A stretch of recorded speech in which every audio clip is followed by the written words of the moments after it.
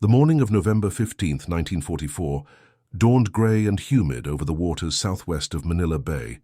Vice Admiral Shigeru Matsumoto stood on the bridge of the heavy cruiser Kumano, his weathered hands gripping the rail as he surveyed the convoy spread before him like a protective cocoon. 5 transport vessels laden with critical supplies, 3 destroyers providing escort, and his own flagship cutting through the calm seas at a steady 12 knots. The air hung thick with moisture, and the acrid smell of coal smoke from the ship's stacks, mixing with the salt spray that occasionally misted across the deck. At this moment, 73 nautical miles from the nearest charted American submarine patrol zone, positioned in waters the naval charts designated as too shallow for submerged vessel operations, Matsumoto allowed himself a rare smile of satisfaction. He had every reason for confidence. The route they traveled followed a coastal passage so shallow that American submarine commanders had deemed it impassable. Intelligence reports confirmed the nearest American submarine was the USS Seahawk, last reported 300 miles to the east. The Admiral turned to his navigation officer, Lieutenant Commander Tanaka Yoshiro, and spoke words that would haunt him for the rest of his life. "No American submarine will find us here," he said, his voice carrying the certainty of 27 years of naval experience. "We are as safe as if we sailed in the waters off Tokyo itself." Before we dive into this story, make sure to subscribe to the channel and tell me in the comments where you are watching from. It really helps support the channel. What Admiral Matsumoto did not know, what he could not have known, was that at that precise moment, the USS Barb was positioned less than 4,000 yards away, her periscope breaking the surface for exactly 3 seconds before disappearing back into the murky depths. The submarine's presence in these waters defied every assumption the Japanese Navy had made about American submarine capabilities, tactics, and the very limits of what was possible beneath the waves. The Barb had no business being here, no right to exist in waters that should have been her tomb. Commander Eugene Fluckey stood hunched in the cramped control room of the USS Barb, his eyes fixed on the navigation chart spread before him, its surface covered with penciled calculations and annotated depth readings. At 32 years old, Fluckey had already earned a reputation as one of the most aggressive and innovative submarine commanders in the Pacific Fleet. His crew called him Lucky Fluckey, though he preferred to think of his success as the product of meticulous planning and calculated risk-taking rather than mere fortune. He was a man who believed that luck was what happened when preparation met opportunity, and he had prepared for this moment with an obsessiveness that bordered on mania. The numbers told a story that would have terrified a more cautious commander. The Barb drew 17 feet when submerged. According to the charts, they were operating in waters that averaged barely 32 feet in depth.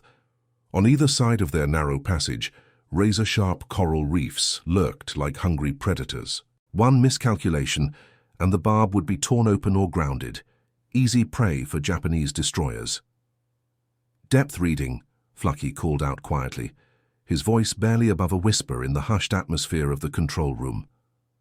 28 feet below the keel, sir," came the tense response from the diving officer, Lieutenant Paul Saunders, a mathematics teacher from Ohio who had joined the Navy 3 years earlier.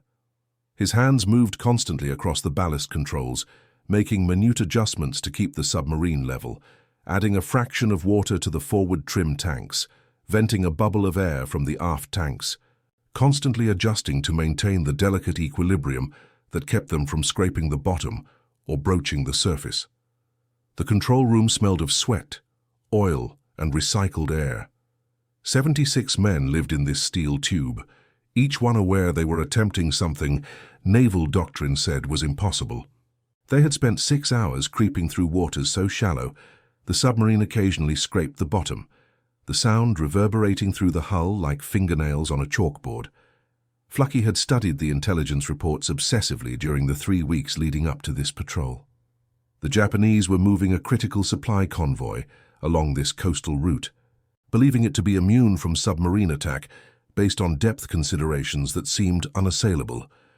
The convoy carried ammunition desperately needed by Japanese forces defending Manila, medical supplies for field hospitals, treating wounded soldiers, and 300 fresh troops to reinforce the garrison.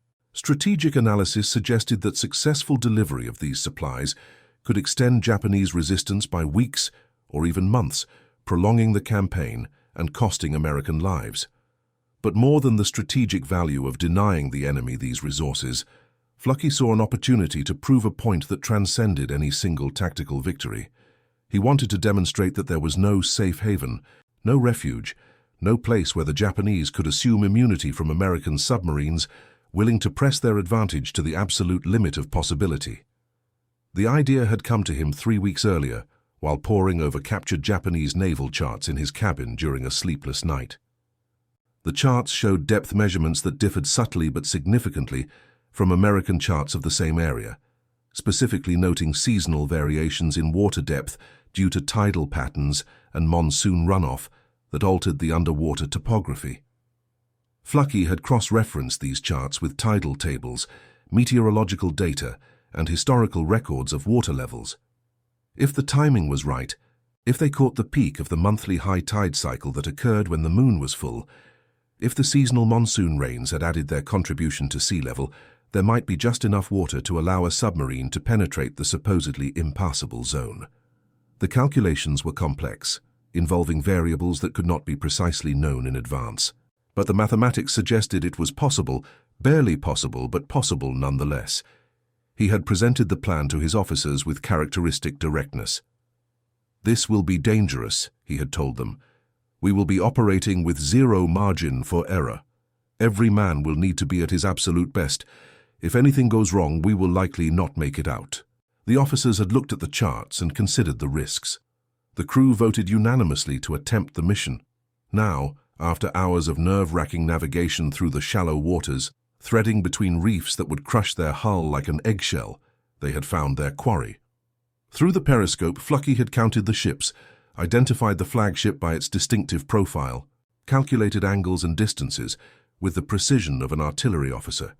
The convoy steamed in a loose formation, clearly unconcerned about submarine threats in these protected waters. No destroyers ran ahead of the formation, conducting active sonar searches, their pinging sonars probing the depths for lurking danger. The zigzag pattern meant to confuse submarine torpedo attacks was absent, replaced by straight, predictable courses that maximized fuel efficiency but made the ships sitting targets. They moved with the confidence of vessels in friendly waters, their crews probably relaxed, perhaps even enjoying the unusually calm seas and the knowledge that they were almost to their destination. "Sonar contact bearing 027 degrees, the sonar operator called out, his voice barely above a whisper, as if the Japanese might somehow hear him through the water and steel that separated them. Multiple screws, heavy vessels making approximately 12 knots, range 4,000 yards and closing on a steady bearing. Flucky felt his pulse quicken, but kept his voice level and calm, knowing that the crew took their emotional cues from him. All torpedo tubes to final ready state. Plot a firing solution for the lead transport and the cruiser. I want options for a 4-torpedo spread that maximizes our probability of at least 2 hits. The fire control team worked with practiced efficiency, their calculations transforming raw data about target speed, heading, and range into firing coordinates that would guide the torpedoes to their targets. Each man knew his role precisely, had practiced it hundreds of times in drills and dozens of times in actual combat. The torpedo room crews stood ready, hands on the firing mechanisms, waiting for the order that would send 20 feet of steel and explosives hurtling through the water. In the engine room, men monitored every gauge, ready to coax maximum speed from the diesel engines if escape became necessary, knowing that their lives might depend on squeezing every possible revolution per minute from machinery that had been running constantly for 3 months without major maintenance. "Up angle 2 degrees, Flucky ordered. Bring us to periscope depth, slowly. I do not want any surface disturbance that might catch a lookout's eye." The barb rose slowly through the water column, the diving officer making constant tiny adjustments to the ballast to maintain a smooth ascent. Flucky pressed his eye to the periscope eyepiece, rotating the scope in a complete circle to check for threats, scanning the horizon for patrol aircraft, escort vessels, or any unexpected danger. The view that greeted him when he centered on the convoy made his breath catch despite his years of experience and dozens of previous attacks.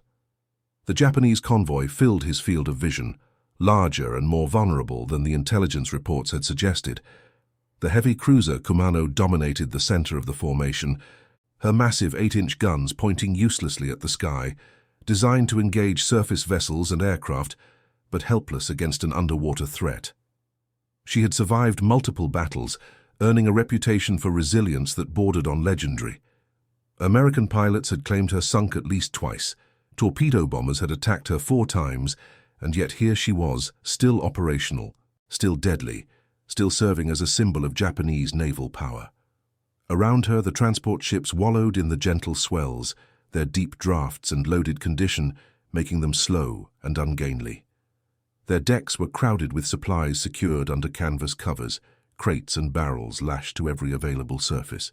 But it was the complete absence of defensive measures that struck Flucky most forcefully and confirmed his assessment that the Japanese believed themselves safe. No lookout scanned the waters with binoculars, searching for the telltale feather of a periscope wake. No destroyer raced ahead to probe for submarines with active sonar. The ships maintained formation through casual station keeping rather than the rigid discipline of a combat formation. The Japanese sailed as if they were on a peacetime cruise in friendly waters, relaxed and confident in their safety. "Distance to target," Flucky said, his voice carrying across the silent control room. 3,600 yards and closing, sir." The fire control officer responded, his hands moving across his plotting board with the smooth motions of long practice.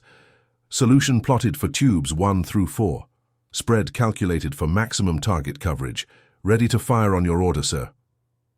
Flucky performed the calculations in his head, cross-checking the mathematics that would determine success or failure, life or death for both his crew and the Japanese sailors in those ships. At this range, the torpedoes would take approximately 90 seconds to reach their targets, 90 seconds during which the convoy would continue moving, 90 seconds during which a sharp-eyed lookout might spot a torpedo wake and raise the alarm. The convoy's current speed and heading meant the firing window would remain open for perhaps 3 more minutes before the angle became too acute for an effective attack, and they would have to break off and try again, risking detection with every additional moment they remained in these shallow waters. On the Kumano's bridge, Admiral Matsumoto was enjoying a cup of tea, discussing with his staff the logistics of the Manila reinforcement operation and the broader strategic situation in the Philippines. The tea was inferior quality, nothing like the premium sencha he had enjoyed before the war when trade routes were open and supplies abundant, but it was hot and provided a moment of civilized normalcy amid the chaos of war that had consumed the Pacific. These small comforts, a hot cup of tea, a moment of conversation with trusted colleagues, were precious reminders of the world that existed before the conflict. "We should reach Manila by dawn tomorrow," Lieutenant Commander Tanaka said, checking his watch and mentally calculating the remaining distance against their current speed. "The current is favorable, and we have made excellent time on this route. The supplies will arrive exactly when promised." Matsumoto nodded his approval. "Once we deliver these supplies, the garrison can hold for at least another month, perhaps longer, if the Americans continue their frontal assaults instead of attempting a siege. Every day we hold Manila is another day to prepare defenses elsewhere, another day to evacuate critical personnel and equipment." A young ensign approached with a message clipboard, his uniform crisp despite the humidity. "Sir, the destroyer Yukikaze reports all clear on the eastern perimeter. No contacts, no threats, no anomalies detected by radar or sonar." As expected, Matsumoto replied, a note of satisfaction in his voice. "Order the convoy to maintain current speed and heading. No need for evasive maneuvers in these waters. We can conserve fuel and make better time by sailing straight courses." Beneath the surface, Flucky made his decision.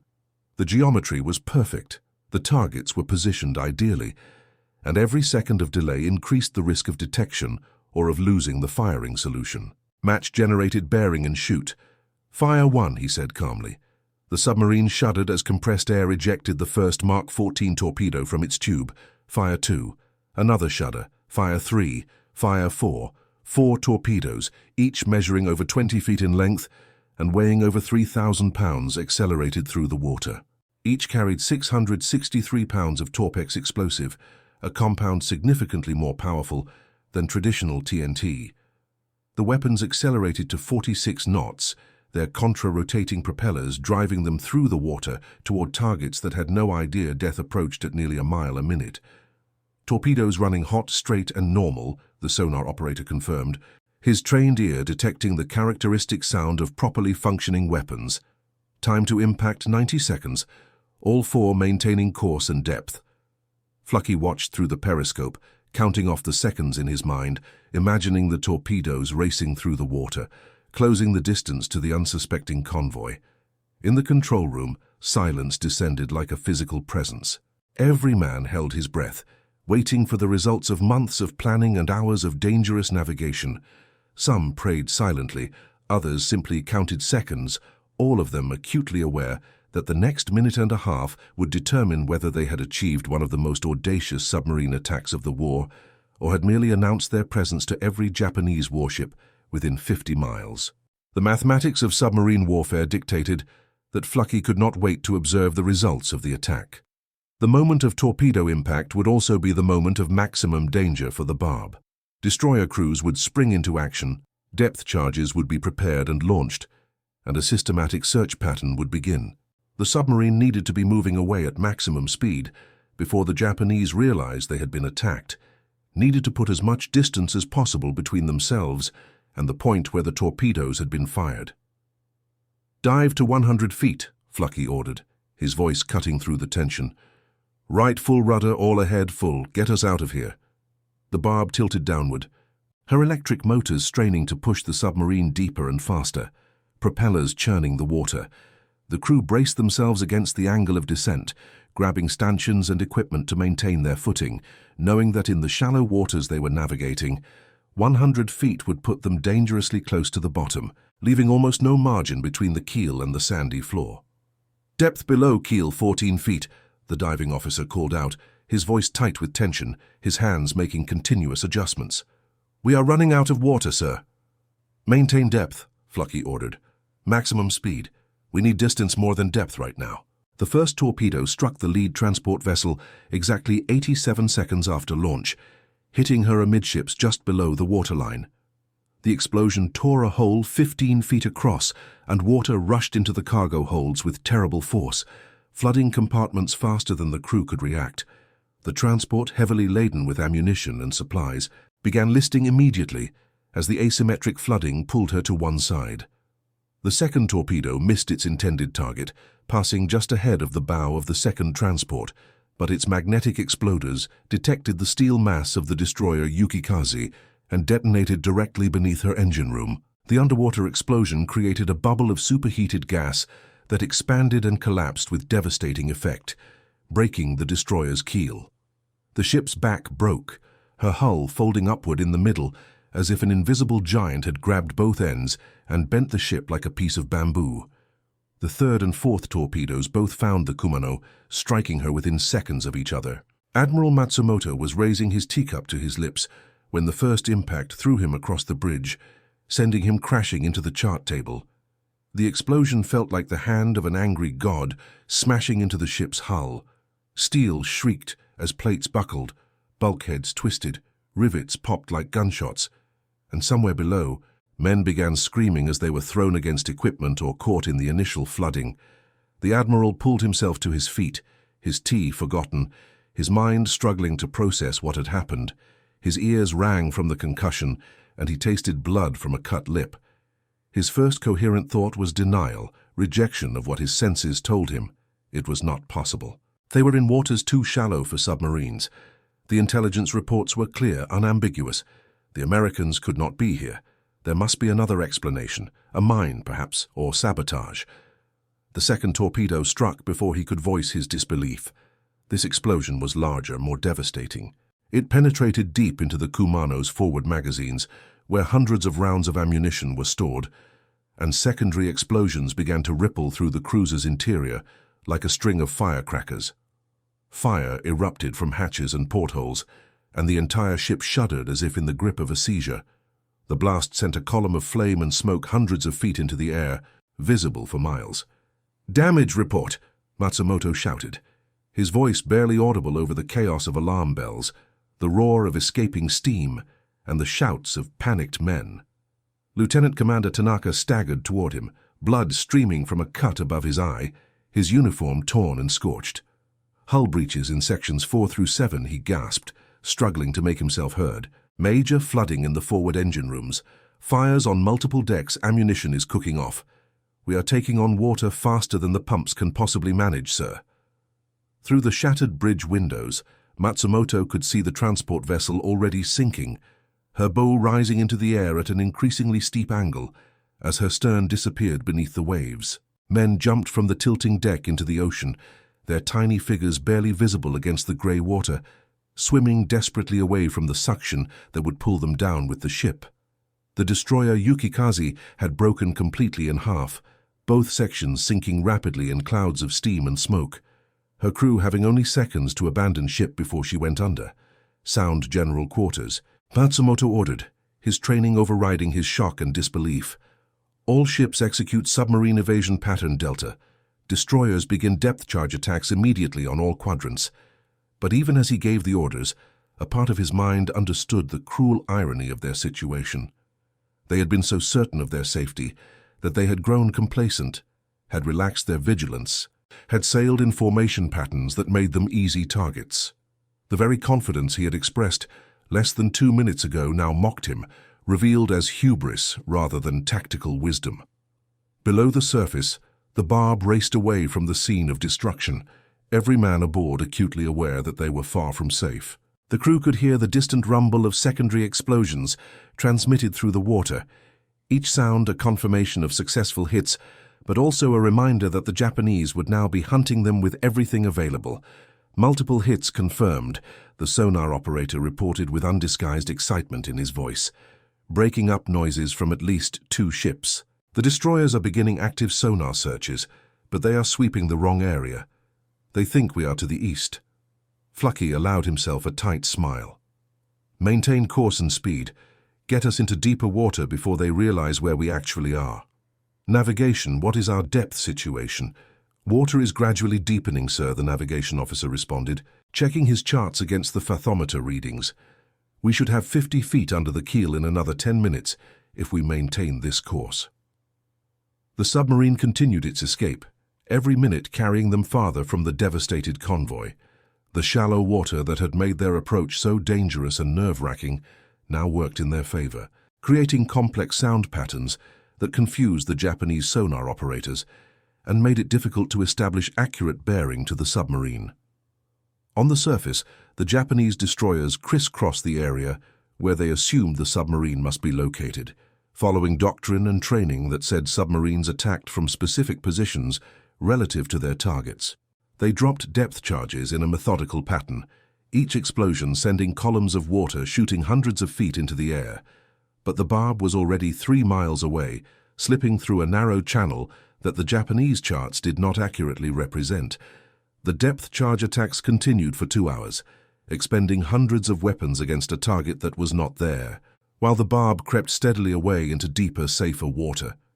In his cabin aboard the sinking Kumano, Admiral Matsumoto sat heavily in his chair as damage control teams fought desperately to save the ship, knowing even as they worked that the battle was probably lost. The cruiser had taken on a severe list, tilting 23 degrees to starboard and continuing to increase despite all efforts to counter-flood and stabilize the ship. Power had failed in most sections, plunging the interior into darkness, broken only by emergency lighting and the glow of fires. Reports indicated at least 200 casualties, with that number climbing as damage control teams found more bodies in flooded compartments. "How?" he said quietly, speaking to no one in particular, his voice carrying a note of genuine bewilderment. "How did they penetrate our defenses? How did they navigate waters that should have grounded them? How did they find us when we chose this route specifically to avoid them?" Lieutenant Commander Tanaka, his head now bandaged, blood seeping through the white cloth, stood in the doorway. "Sir, we must abandon ship. The bulkheads will not hold much longer. The engineers say we have perhaps 30 minutes before the flooding reaches critical spaces." Matsumoto looked up at his subordinate, seeing in his eyes the same incomprehension he himself felt. They had followed doctrine, had chosen a route specifically to avoid submarine threats based on sound tactical reasoning, and yet they had been found and attacked with devastating precision.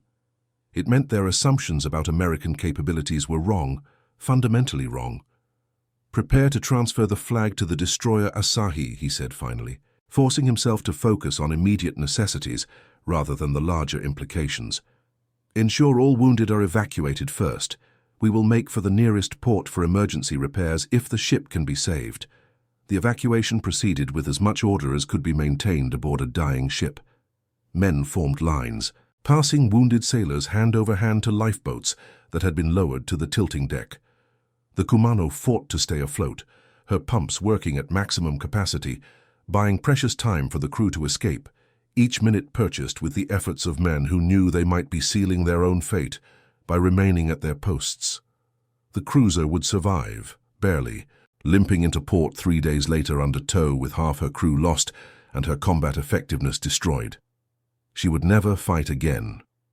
The transport vessel sank completely, taking her critical cargo to the bottom along with 83 men who could not escape. The destroyer Yukikaze was gone along with 137 men. The convoy that was supposed to be invulnerable had been shattered. The supplies that were supposed to sustain Manila for weeks were lost, and the myth of the safe shallow water route was destroyed. Aboard the Barb, Flucky finally allowed the crew to relax once they had reached water deep enough for genuine safety, water where they could dive deep if attacked, where they had room to maneuver.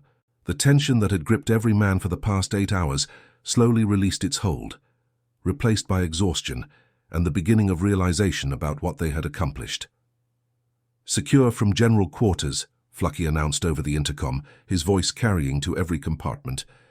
"Well done, gentlemen, exceptionally well done.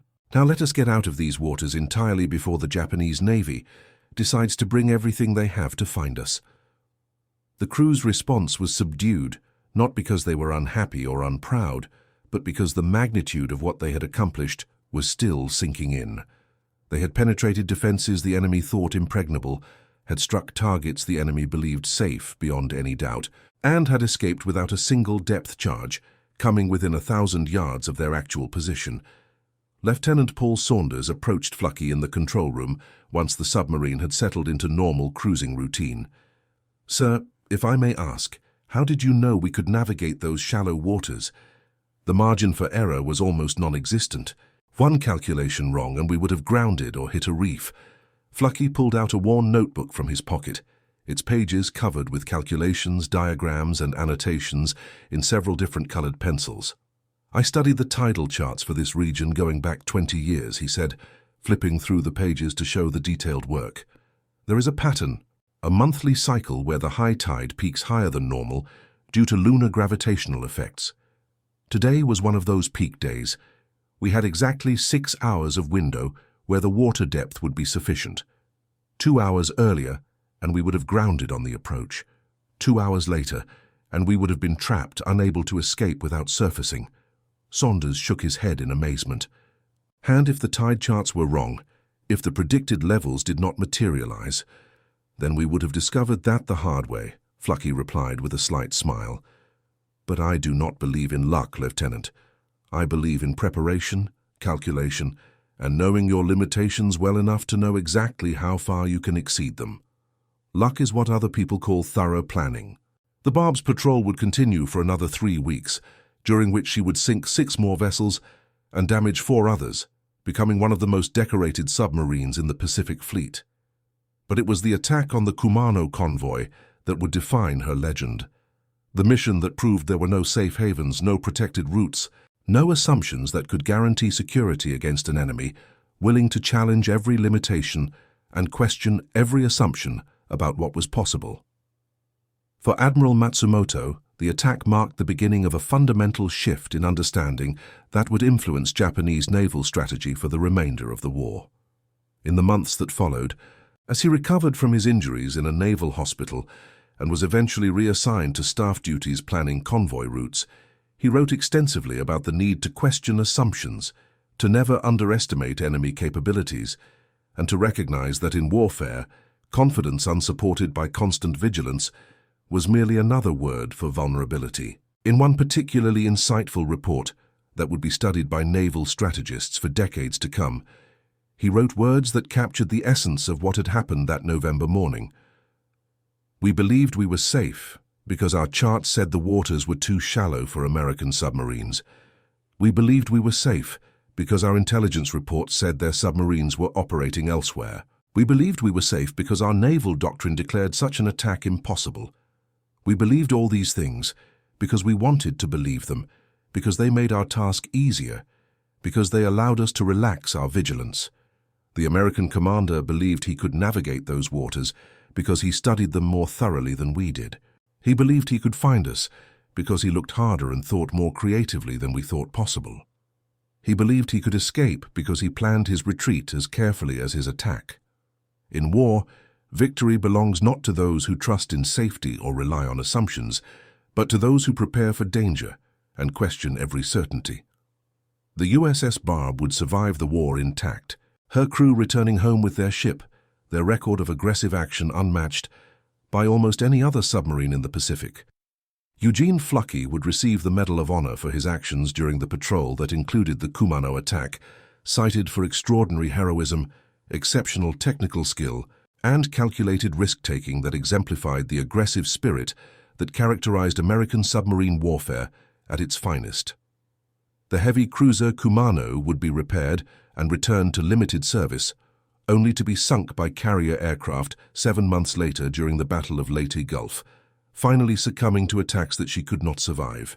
Admiral Matsumoto would survive the war and spend his later years teaching at the Japanese Naval Academy, ensuring that future generations of officers understood the lessons purchased so dearly that November morning. Lessons about the danger of assumptions and the necessity of constant vigilance. The deeper lesson of the Kumano attack, however, transcended individual ships, commanders, or even naval tactics. The attack demonstrated that in modern warfare, there were no truly safe zones, no impregnable defenses, no guarantees against an enemy possessing sufficient skill, determination, and willingness to attempt what conventional wisdom deemed impossible.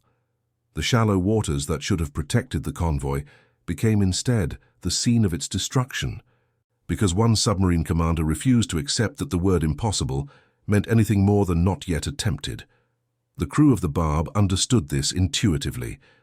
When they gathered years later at reunions, grey-haired veterans recounting their youth, they spoke not primarily of the ships they had sunk or the medals they had earned, but of the moment when they realized they were attempting something that would either make history or end their lives.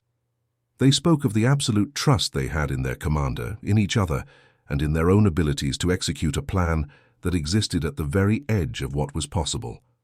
And that concludes our story. If you made it this far, please share your thoughts in the comments. What part of this historical account surprised you most? Don't forget to subscribe for more untold stories from World War II, and check out the video on screen for another incredible tale from history. Until next time.